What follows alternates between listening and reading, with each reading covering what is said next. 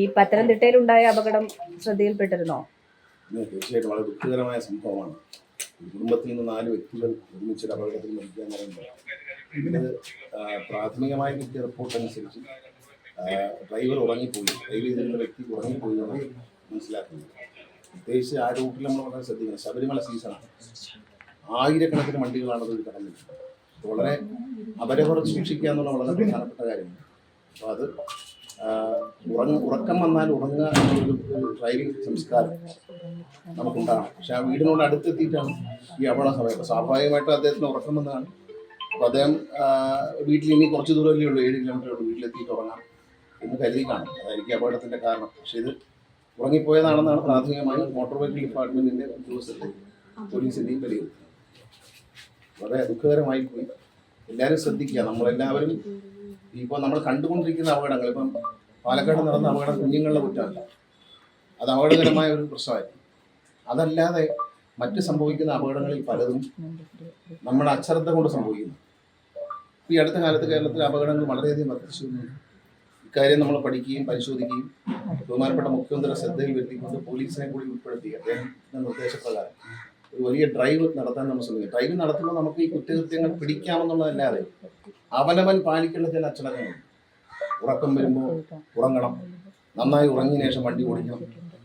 KSRTC തന്നെ ഞങ്ങൾ ഈ ജീവനക്കാർക്ക് കിടക്കാൻ എയർ കണ്ടീഷൻ ചെയ്ത റൂമുകളുണ്ട്. തിരുവനന്തപുരത്ത് ഉണ്ടാക്കുന്നു, പാലക്കാട് നില ഉദ്ഘാടനം ചെയ്തു, പെരുന്നാഗപ്പള്ളിയിൽ വന്നു.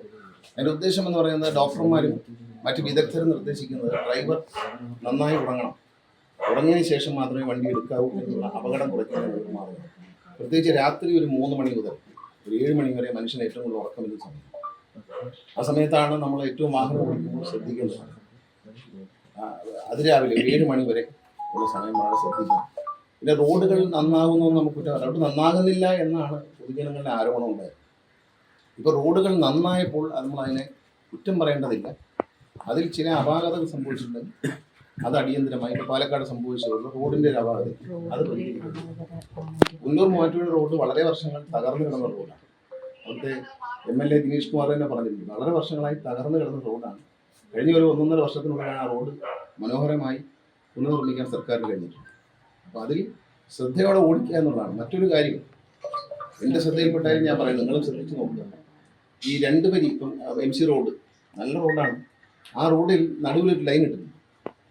പലരും വണ്ടി ഓടിക്കുന്ന ആ ലൈനിൽ കൂടെ, ആ ലൈൻ ഇട്ടിരിക്കുന്നത് ലൈനിൻ്റെ ഇരുവശവും അകന്നു നിൽക്കാൻ വേണ്ടിയിട്ടാണ്, അല്ല ലൈനിൽ കൂടെ ഓടിക്കാനല്ല. ലൈനിൽ കൂടെ ഓടിക്കണം. നേരത്തെ ഞാൻ ശ്രദ്ധയിൽപ്പെടുത്തിയിട്ടുണ്ട്, ലൈനിലൂടെ അല്ല ഓടിക്കേണ്ടത്, ലൈനിൻ്റെ ഇരുവശവും മാറി ഓടണം. ലൈനിൽ നിന്ന് 1 മീറ്ററെങ്കിലും മാറി ഓടണം. ഇപ്പോൾ സംഭവിക്കുന്ന എല്ലാവരും ലൈനിലൂടെ വെച്ച് പിടിപ്പിക്കുക. ഇപ്പോൾ ശബരിമല സീസണിൽ നമ്മൾ നോക്കിക്കഴിഞ്ഞാൽ തമിഴ്നാട്ടിൽ വരുന്ന വണ്ടികളും അശ്രദ്ധമായി ഈ ലൈനിൻ്റെ റൈറ്റ് കയറി വരാം. വളവൊക്കെ തിരിയുമ്പോൾ ലൈനിൻ്റെ വലതുവശം കയറി വരാം, റോങ് സൈഡിലേക്ക് കയറാണ് വളവ് തിരിയും. ഈ ലൈനിനെ അവർ ശ്രദ്ധിക്കുന്നില്ല. വളവ് വരുമ്പോൾ അവർ എളുപ്പത്തിൽ വലത്തോട്ടങ്ങ് തിരിയാണ് എല്ലാ വണ്ടികളും. അത് ചാനലുകൾ, ദൃശ്യമാധ്യമങ്ങൾ പ്രത്യേകിച്ച് അത് വീഡിയോയിലെടുക്കണം. മറ്റ് കാറുകളിൽ എതിരെ വരുന്ന കാറുകളിൽ ക്യാമറ വെച്ച് ഷൂട്ട് ചെയ്ത് നോക്കി നമുക്ക് അറിയാൻ പറ്റും. പലരും റോങ് സൈഡിലാണ് വരുന്നത്. അപകടം നമ്മൾ പെട്ടെന്ന് ഒഴിഞ്ഞു പോവുകയോ പെട്ടെന്നൊരു റിയാക്ട് ചെയ്യുകയോ ചെയ്യുന്നില്ലെങ്കിൽ അപകടം ഉറപ്പാണ്. വളരെ എല്ലാവരും മിക്കവാറും ഭൂരിപക്ഷം വണ്ടികൾ നിങ്ങൾ ശ്രദ്ധിക്കുക, ക്യാമറ വണ്ടിയിൽ വെച്ചിട്ട് നിങ്ങളൊന്ന് ഷൂട്ട് ചെയ്യുന്നുണ്ട്. ഓപ്പോസിറ്റ് വരുന്നവർ MC റോഡിലായാലും ശരി, ഉള്ളൂർ മൂവാറ്റുപുഴ റോഡിലാണ്, നടുവിൽ ലൈൻ ഇട്ടിട്ടുണ്ട്. ഈ ലൈനിലൂടെ വരും, അല്ലെങ്കിൽ ലൈനിൻ്റെ റൈറ്റ് കയറി വരും. അത്ഭുതകരമായിട്ട് പലപ്പോഴും നമ്മൾ രക്ഷപ്പെടുക. അതിൽ ഏറ്റവും കൂടുതൽ ഒരു പ്രശ്നമുണ്ടാക്കുന്ന ട്രാൻസ്പോർട്ട് വണ്ടികളാണ്. ഏറ്റവും കൂടുതൽ നടുവിൽ കൂടി അവർക്കും പങ്കുണ്ട്. അവർക്കും കർശനമായ ട്രെയിനിങ് കൊടുക്കണം. പ്രത്യേകിച്ച് സ്വിഫ്റ്റ് ബസ് ഓടിക്കുന്ന ഡ്രൈവർമാർ വളരെ അശ്രദ്ധമായി വണ്ടി ഓടിക്കുന്ന ശ്രദ്ധയിൽപ്പെടുത്തി അവർക്ക് പരിശീലനത്തിന് വഴങ്ങാൻ സാധ്യതയുള്ള സ്വിഫ്റ്റ് സർവീസാണ് ഇപ്പോൾ ഏറ്റവും കൂടുതൽ അപകടം ഉണ്ടാക്കുന്നത്. KSRTC ബസ്സുകളൊക്കെ ഞങ്ങൾ താരതമ്യം ചെയ്ത് നോക്കും. മരണം സംഭവിക്കുന്നതില്ലെങ്കിലും മരണവും സംഭവിക്കുന്നുണ്ട്. പക്ഷെ മരണം സംഭവിക്കുന്ന സംഖ്യ കുറഞ്ഞിട്ടുണ്ടെങ്കിൽ നിലവിൽ മൊത്തത്തിൽ KSRTC ഉണ്ടാകുന്ന അപകടങ്ങളിൽ ഭൂരിപക്ഷവും സ്വിഫ്റ്റ് ബസ്സുകൾ ഓടിക്കുന്നതാണ് ഉണ്ടാകുന്നത്.